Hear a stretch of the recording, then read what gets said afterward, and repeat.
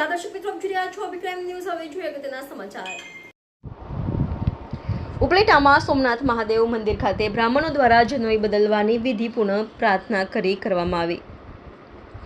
ઉપલેટા મોજ નદીને કાંઠે વર્ષો જૂનું સોમનાથ મંદિર આવેલું છે, જ્યાં બાજુમાં જ મોજ નદી વહી રહી હોય અને શ્રાવણ માસના તહેવારોમાં મંદિર પર દર વર્ષે એક સુંદર મેળો ભરાતો હોય છે, જ્યાં હજારો શ્રદ્ધાળુઓ સોમનાથ મહાદેવના દર્શન કરવા આવતા હોય છે। ત્યારે આજરોજ હિન્દુ માસ પ્રમાણે શ્રાવણ સુદ પૂનમ એટલે કે રક્ષાબંધનનો પવિત્ર તહેવાર હોય અને આ પવિત્ર પૂનમના દિવસે બ્રાહ્મણો દ્વારા જનોઈ બદલાવવામાં આવતી હોય છે।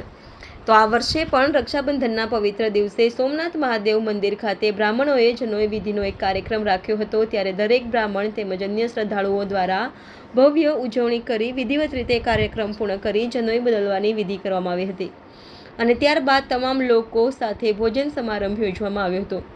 રિપોર્ટર ઇમરાન સરવદી સાથે કેમેરામેન ભાવેશ ગોહિલ, અભિક્રાઇમ ન્યૂઝ, ઉપલેટા। હું સુધીરભાઈ પંડ્યા, ઉપલેટા બ્રહ્મ સમાજ। આજે સોમનાથ મહાદેવના સાનિધ્યમાં ઉપલેટાના સૌ બ્રાહ્મણો દ્વારા અમારો આ વૈદિક ઉપાકર્મ સંસ્કાર સંપન્ન કરવામાં આવે છે। વર્ષોની પરંપરાથી અહીંયા જનોઈ બદલાવવાનો વિધિ અમે લોકો કરીએ છીએ। બધા ભૂદેવો ઉત્સાહ અને આનંદથી અહીંયા ઉપસ્થિત રહે છે। વેદોક્ત વિધિથી અમે આજે જનોઈ બદલાવવાનો કાર્યક્રમ કરીએ છીએ અને આ પૂજા વિધિનું મહત્વ એ છે કે વાર્ષિક યજ્ઞ અમારો છે।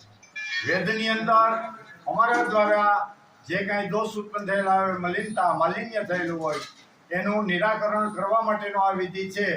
સપ્તર્ષિ, માતા અરુંધતી અને ભગવાન વિષ્ણુની ઉપાર્જન કરવામાં આવે છે, એનું પૂજન કરવામાં આવે છે, તર્પણ કરવામાં આવે છે અને વિષ્ણુ ભગવાનની સાનિધ્યમાં બધા ભૂદેવો નવું જનોઈ ધારણ કરે છે। શુભમ ભવતુ, કલ્યાણમસ્તુ, તન્મે મનઃ